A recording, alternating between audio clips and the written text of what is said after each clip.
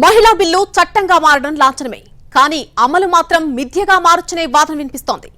రిజర్వేషన్ల అమలుకు జనగణన డీలిమిటేషన్ కు లింక్ పెట్టడం మొదటి తకరారుగా ఉంది. జనగణనకు కులపరమైన జనాభా లెక్కింపు, డీలిమిటేషన్ కు ఉత్తరాది దక్షిణాదిలో నియోజకవర్గాల సంఖ్యలో తేడాలు, వాటి ప్రాతిపదిక వంటివి చిక్కులుగా మార్చనే ఆందోళన ఉంది. అందుకే సర్కార్ చెబుతున్నట్టుగా 2029 ఎన్నికల్లో కూడా రిజర్వేషన్లు కష్టమేనని, 10-15 ఏళ్ల ఆలస్యం కావచ్చని అంచనా వేస్తున్నారు. అప్పటికి పరిస్థితులు ఎలా మారతాయో చెప్పలేమనే సందేహాలు ఇప్పుడు బిల్లు చట్టమైనా ఉపయోగమేంటనే ప్రశ్నలకు తావిస్తున్నాయి. మహిళా రిజర్వేషన్ల బిల్లు ఎట్టకేలకు ఆమోదం పొంది చట్టమైనా సరే వెంటనే అమలు చేసే అవకాశం లేదు. 2024లో కుదరదు, 2029కే అని కేంద్రమే చెబుతోంది. కానీ అది 2034, 2039కు కూడా జరగొచ్చనే వాదనలు వినిపిస్తున్నాయి. అంటే రిజర్వేషన్ చట్టం ఆమోదం పొందినా అమలుకు ఎన్నాళ్లు ఎదురు చూడాలనే కొత్త సందేహాలు పుట్టుకొస్తున్నాయి. పార్లమెంట్లో ప్రవేశపెట్టిన మహిళా రిజర్వేషన్ బిల్లు చట్టంగా మారినా అమలుకు కనీసం 10 ఏళ్లు పట్టే అవకాశం ఉంది. ప్రక్రియను వేగంగా పూర్తి చేస్తే 2034 పార్లమెంట్ ఎన్నికల నాటికి అమలు చేసే అవకాశం ఉంది. జాప్యం జరిగితే 2039 వరకు పట్టొచ్చన్న విశ్లేషణలు ఉన్నాయి. డీలిమిటేషన్ తర్వాత వచ్చిన ఓటర్ల నిష్పత్తి ఆధారంగా మహిళా రిజర్వ్డ్ నియోజకవర్గాలను ఖరారు చేయాల్సి ఉంటుంది. దేశంలో తొలిసారిగా 1952లో డీలిమిటేషన్ కమిషన్ చట్టం అమల్లోకొచ్చింది. చివరగా 2002లో డీలిమిటేషన్ ప్రక్రియ పూర్తయింది. అప్పట్నుంచి దేశవ్యాప్తంగా లోక్సభ, అసెంబ్లీ సెగ్మెంట్ల భౌగోళిక స్వరూపం, పేర్లు, రిజర్వేషన్లు మారాయి. తర్వాత 25 ఏళ్లకు డీలిమిటేషన్ చేయాల్సి ఉంటుంది. ఈ లెక్కన 2026లో నియోజకవర్గాల పునర్విభజన జరగాలి. అయితే దీనికి 2021 సెన్సెస్ను పరిగణలోకి తీసుకోవాల్సి ఉంటుంది. కరోనా కారణంగా అప్పుడు జనాభా లెక్కలు తీయలేదు. ఇప్పుడు డీలిమిటేషన్ చేయాలంటే 2026 తర్వాత జరిగే జనగణనను పరిగణలోకి తీసుకోవాలి. అంటే 2031లో జనాభా లెక్కల ఆధారంగా డీలిమిటేషన్ ప్రక్రియ కొనసాగుతుంది. కులగణన జరగాలనే డిమాండ్ కూడా మరోవైపు బలంగా వినిపిస్తోంది. అలా సమగ్రంగా జనాభా లెక్కలు తీసేందుకు ప్రస్తుతం అభివృద్ధి చెందిన టెక్నాలజీని ఆధారం చేసుకున్న కనీసం 2 ఏళ్లు పడుతుంది. ఆ తర్వాత డీలిమిటేషన్ కమిషన్ ఏర్పాటై నియోజకవర్గాల పునర్విభజన ప్రక్రియను పూర్తి చేసేందుకు మరో 2 ఏళ్లు పట్టినా 2034 నాటికి ఇంప్లిమెంటేషన్ చేసేందుకు అవకాశం ఉంటుందని తెలుస్తోంది. మొదట రాష్ట్రపతి అనుమతితో 5వ డీలిమిటేషన్ కమిషన్ ఏర్పాటు కావాల్సి ఉంటుంది. జనాభా లెక్కల ఆధారంగా ఎస్సీ, ఎస్టీ నియోజకవర్గాలను గుర్తిస్తుంది. భౌగోళిక మార్పులను పరిగణలోకి తీసుకుంటుంది. ఓ ముసాయిదాను తయారు చేసి డ్రాఫ్ట్ నోటిఫికేషన్ రిలీజ్ చేస్తుంది. ఈ క్రమంలో అభ్యంతరాలను పరిగణలోకి తీసుకుని ఫైనల్ గెజిట్ విడుదల చేసిన తర్వాత మహిళా రిజర్వేషన్లను ఖరారు చేస్తుంది. అందులోనూ ఎస్సీ, ఎస్టీ సెగ్మెంట్లలో మహిళలకు 33% సీట్లు కేటాయించాల్సి ఉంటుంది. తాజాగా ఓబీసీ మహిళకు కోటా కేటాయించాలనే డిమాండ్ బలంగా వినిపిస్తోంది. వీటన్నింటినీ పరిగణలోకి తీసుకుని ఫైనల్ చేయాల్సి ఉంటుంది. సామాజికవేత్త, రాజకీయ విశ్లేషకుడు యోగేందర్ యాదవ్ మాత్రం 2039 నాటికి మహిళా రిజర్వేషన్లు అమల్లోకొస్తాయని చెబుతున్నారు. ఆయన అంచనా ప్రకారం మహిళా బిల్లు అమల్లోకి రావడానికి మరో 16 సంవత్సరాలు పట్టే అవకాశం ఉంది.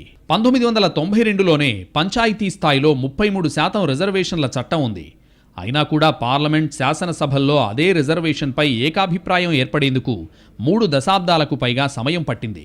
మహిళలకు రాజకీయ అవగాహన లేదని ఇన్ని రోజులు రిజర్వేషన్లు ఇవ్వడానికి నిరాకరించారు. పంచాయతీల్లో సర్పంచులుగా ఎన్నికైన మహిళల పేర్లు కాగితాలపైనే నిలిచిపోయాయి. ఆ పదవిలో భర్తలు పెత్తనం చేస్తూ వస్తున్నారు. ఈ క్రమంలో ఆయనకు సర్పంచ్ భర్త అనే ముద్దు పేరు కూడా పెట్టారు జనం. మహిళలకు రిజర్వేషన్లు ఇవ్వాలి, కానీ ఏ సీట్లు ఇవ్వాలి, దీన్ని ఎవరు నిర్ణయించాలి? ఇవి అధికార పక్షం తీసుకునే నిర్ణయాలు కావు. ఈ నిర్ణయాలు క్వాసీ జ్యుడిషియల్ బాడీ తీసుకోవాల్సి ఉంటుంది. అలాంటి బాడీని నామినేట్ చేయాలి. లోక్సభ, రాష్ట్రాల శాసనసభల్లో మహిళలకు 3వ వంతు రిజర్వేషన్ కల్పించే బిల్లును మంగళవారం కేంద్ర న్యాయశాఖ మంత్రి అర్జున్ రామ్ మేఘవాల్ పార్లమెంట్లోని లోక్సభలో ప్రవేశపెట్టారు. ఈ రాజ్యాంగ 128వ సవరణ బిల్లుపై లోక్సభలో సుమారు 8 గంటల పాటు చర్చ జరిగింది. ఓటింగ్లో బిల్లుకు అనుకూలంగా 454 ఓట్లు రాగా 2 మాత్రం వ్యతిరేకంగా ఓటేశారు. లోక్సభ, రాష్ట్రాల్లోని అసెంబ్లీల్లో 3వ వంతు సీట్లు మహిళలకు రిజర్వ్ అవుతాయని ఈ బిల్లు చెబుతోంది. అంటే 543 లోక్సభ స్థానాల్లో 181 సీట్లు మహిళలకు రిజర్వ్ చేస్తారు. పుదుచ్చేరి వంటి కేంద్రపాలిత ప్రాంతాలకు సీట్లు రిజర్వ్ చేయలేదు.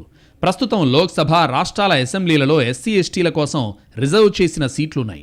ఆ రిజర్వ్ చేసిన స్థానాల్లో ఇప్పుడు 3వ వంతు సీట్లను మహిళలకు కేటాయిస్తారు. ప్రస్తుతం ఎస్సీలు, ఎస్టీల కోసం 131 సీట్లను రిజర్వ్ చేశారు. వీటిలో నుంచి సుమారు 43 సీట్లు మహిళలకు కేటాయించనున్నారు. ఈ 43 సీట్లను కూడా సభలో మహిళలకు రిజర్వ్ చేసిన మొత్తం సీట్లలో భాగంగానే లెక్కిస్తారు. అంటే మహిళలకు రిజర్వ్ అయ్యే 181 స్థానాల్లో 138 సీట్లు జనరల్ కేటగిరీ మహిళలకు అందుబాటులో ఉంటాయి. అయితే ఈ లెక్కలన్నీ ప్రస్తుతం లోక్సభలో అందుబాటులో ఉన్న సీట్ల సంఖ్య ఆధారంగా చేసినవే. ఒక్కసారి డీలిమిటేషన్ కసరత్తు మొదలైతే ఈ గణాంకాలు మారొచ్చు. మహిళా రిజర్వేషన్లు అమలు కావాలంటే మొదట జనగణన తర్వాత డీలిమిటేషన్ జరగాల్సి ఉంటుంది. డీలిమిటేషన్ అంటే జనాభా ప్రకారం నియోజకవర్గాల సరిహద్దులను నిర్ణయించే ప్రక్రియ. దేశవ్యాప్త డీలిమిటేషన్ ప్రక్రియ చివరిసారిగా 2002లో జరిగింది. ఇది 2008లో అమల్లోకొచ్చింది. డీలిమిటేషన్ జరిగిన తర్వాత లోక్సభ, రాష్ట్రాల అసెంబ్లీలు రద్దయ్యాక మహిళా రిజర్వేషన్ అమల్లోకి రావచ్చు. ప్రాక్టికల్గా చూస్తే ఈ రిజర్వేషన్ల అమలు 2029 సార్వత్రిక ఎన్నికలకు ముందు వరకు సాధ్యం కాదని అనిపిస్తోంది. మహిళా రిజర్వేషన్లు అమల్లోకొచ్చాక 15 ఏళ్ల వరకు మాత్రమే చెల్లుబాటవుతాయి. ఎస్సీ, ఎస్టీలకు కూడా ఒక పరిమిత సమయం వరకే సీట్లను రిజర్వ్ చేస్తారు. తర్వాత వాటిని 10 ఏళ్ల పాటు పొడిగిస్తారు. ప్రతి డీలిమిటేషన్ ప్రక్రియ తర్వాత రిజర్వ్డ్ సీట్లను రొటేట్ చేస్తామని బిల్లులో పేర్కొన్నారు. ఈ వివరాలను పార్లమెంట్ తర్వాత నిర్ణయిస్తుంది. పార్లమెంట్, రాష్ట్రాల అసెంబ్లీలలో మహిళా రిజర్వేషన్లను ఏర్పాటు చేసుకునేలా ప్రభుత్వానికి రాజ్యాంగ సవరణ అధికారాన్ని కల్పిస్తుంది. అయితే సీట్ల రొటేషన్, డీలిమిటేషన్ చేపట్టడానికి ఒక ప్రత్యేక చట్టం, నోటిఫికేషన్ ఇవ్వాల్సి ఉంటుంది. పంచాయతీలు, మున్సిపాలిటీలు వంటి స్థానిక సంస్థల్లో కూడా 3వ వంతు సీట్లు మహిళల కోసం కేటాయించారు. ప్రతి ఎన్నికల సందర్భంగా ఇవి కూడా మారుతుంటాయి. ఎస్సీలకు నియోజకవర్గాల్లో వారి జనాభా ఎక్కువగా ఉన్న చోట సీట్లను రిజర్వ్ చేశారు. లడాక్, పుదుచ్చేరి, చండీగఢ్ వంటి కేవలం ఒక ఎంపీ సీటు ఉన్న కేంద్రపాలిత ప్రాంతాల్లో రిజర్వేషన్ ఎలా ఉంటుందో ఇంకా నిర్ణయించలేదు. ఈశాన్య రాష్ట్రాలైన మణిపూర్, త్రిపురల్లో 2 చొప్పున, నాగాలాండ్లో ఒకే ఎంపీ స్థానం ఉంటుంది. అయితే మునుపటి మహిళా రిజర్వేషన్ బిల్లులో ఈ అంశానికి ఒక పరిష్కారం చూపారు. ఒకే సీటు ఉన్న రాష్ట్రాలు, కేంద్రపాలిత ప్రాంతాల్లో ఒక లోక్సభ ఎన్నికల్లో ఆ సీటును మహిళలకు కేటాయించి తర్వాతి 2 ఎన్నికలకు దాన్ని రిజర్వ్ చేయకూడదని 2010లో రాజ్యసభలో ఆమోదం పొందిన మహిళా రిజర్వేషన్ బిల్లులో పేర్కొన్నారు. 2 సీట్లు ఉన్న రాష్ట్రాల్లో ఒక సీటును 2 లోక్సభ ఎన్నికల వరకు రిజర్వ్ చేసి 3వ ఎన్నికలో మహిళలకు ఎలాంటి రిజర్వేషన్ కేటాయించకూడదని నిర్ణయించారు. మహిళా రిజర్వేషన్ల బిల్లులో అమలు చేసే లక్ష్యం కంటే ఆలస్యం చేసే ఉద్దేశమే కనిపిస్తోందనే అభిప్రాయాలు వ్యక్తమవుతున్నాయి. అయితే అవన్నీ అపోహలే అని ఖచ్చితంగా 2029 ఎన్నికల్లో అమలవుతుందని అధికారపక్షం చెబుతోంది. కానీ జనగణన, డీలిమిటేషన్కు నోటిఫికేషన్ ఎప్పుడిస్తారు, ఎంత వేగంగా పూర్తి చేస్తారు, ఎంత త్వరగా గెజిట్ విడుదల చేస్తారనే విషయాలే మహిళా రిజర్వేషన్ అమలు సమయాన్ని నిర్ణయించనున్నాయి. చట్టసభల్లో బిల్లు ఆమోదం పొందాలంటే మెజారిటీ సభ్యుల మద్దతుంటే చాలనుకుంటాం. కానీ మెజారిటీ ఒక్కటే సరిపోదని, ఆమోదించాలన్న చిత్తశుద్ధి ఉండాలని నిరూపించింది మహిళా రిజర్వేషన్ల బిల్లు. అయితే బిల్లు ఆమోదానికే కాదు, దాని అమలుకు కూడా చిత్తశుద్ధి అవసరమే అనే విషయంపై ఇప్పుడు చర్చ జరుగుతోంది. పంచాయతీరాజ్ వ్యవస్థలో మహిళా రిజర్వేషన్ అమలు అవడం వల్ల సామాజిక, రాజకీయ ముఖ చిత్రంలో మంచి మార్పు వచ్చింది. ఏపీ లాంటి ఇంకొన్ని రాష్ట్రాలు మరికొంత ముందుకు వెళ్లి మహిళలకు పంచాయతీరాజ్ సంస్థల్లో 50% ప్రాతినిధ్యం కల్పించే చట్ట సవరణలు చేశాయి. పంచాయతీ నుంచి పార్లమెంట్ దాకా వారి వాటా వారికి ఇవ్వాల్సిందే. ఇప్పటికే 2.5 దశాబ్దాల ఆలస్యమైంది. కానీ ఇప్పుడు బిల్లు చట్టంగా మారినా అమలుకు ఎన్నేళ్లు ఎదురుచూడాల్సి వస్తుందో అనే ప్రశ్నలు దూసుకొస్తున్నాయి. నిజానికి సామాజికంగా వెనకబడిన వారికి స్వాతంత్రానంతరం రిజర్వేషన్ల రూపంలో కొత్త అవకాశం వస్తే భారతీయ మహిళలు ఉన్న రిజర్వేషన్లను కోల్పోయారు. నరేంద్ర మోడీ మహిళా రిజర్వేషన్ అమలు చేయరంటూ నితీష్ కుమార్ వంటి వారు అనుమానాలు వ్యక్తం చేస్తున్నారు.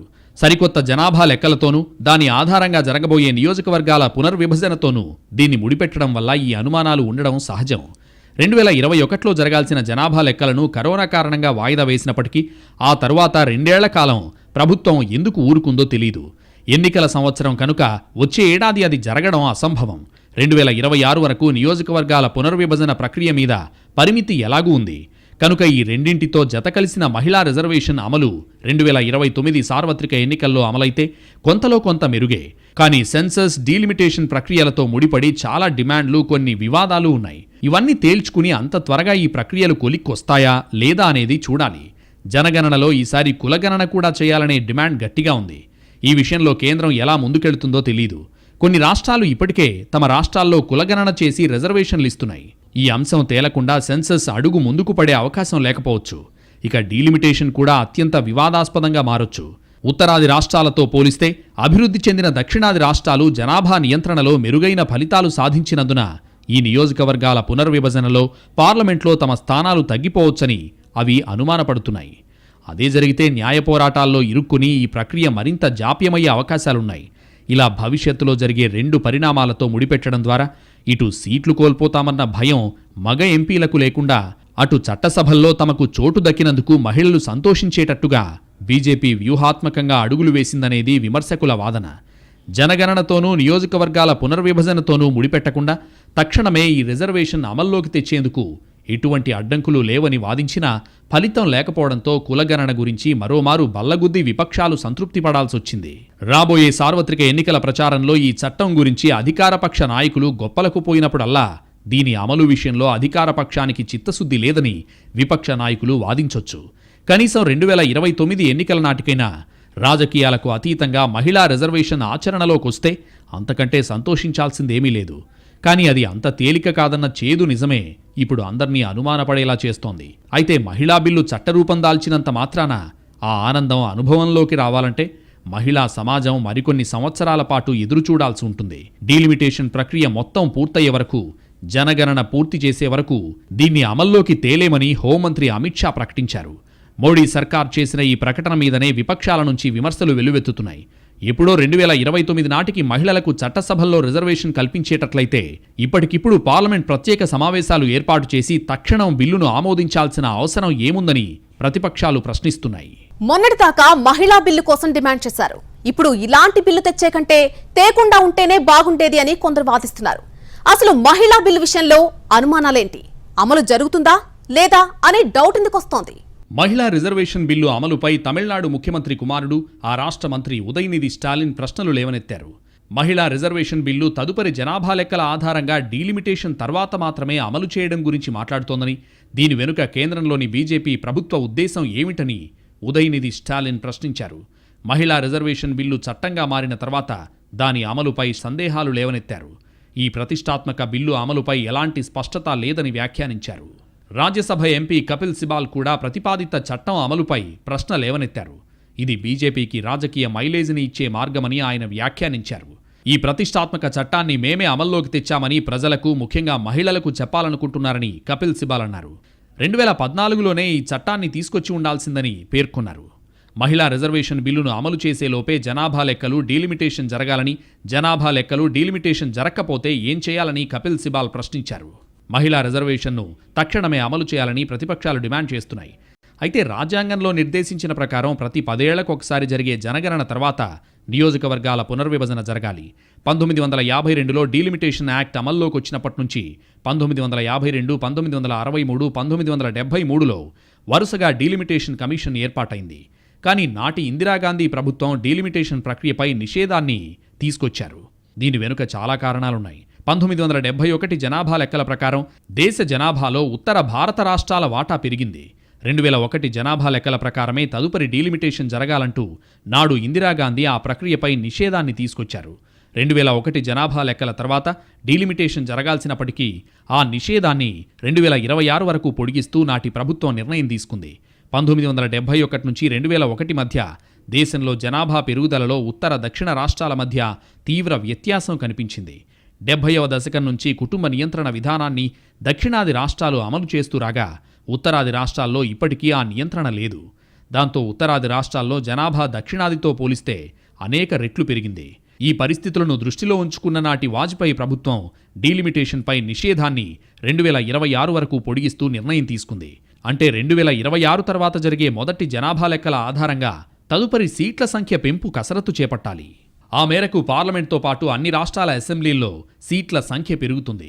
సీట్ల సంఖ్యలో పెంపు లేకుండా 2009లో కేవలం ఉన్న నియోజకవర్గాల పునర్విభజన మాత్రమే జరిగింది. డీలిమిటేషన్పై అమలవుతున్న నిషేధం ప్రకారం 2026 తర్వాత సేకరించే జనాభా లెక్కల ఆధారంగా తదుపరి డీలిమిటేషన్ జరగాలి. 1881 నుంచి ప్రతి 10 ఏళ్లకోసారి జరుగుతూ వచ్చిన జనాభా లెక్కలకు 2021లో బ్రేక్ పడింది. 2021లో జరగాల్సిన జనాభా లెక్కల ప్రక్రియ కోవిడ్-19 మహమ్మారి కారణంగా వాయిదా పడుతూ వచ్చింది.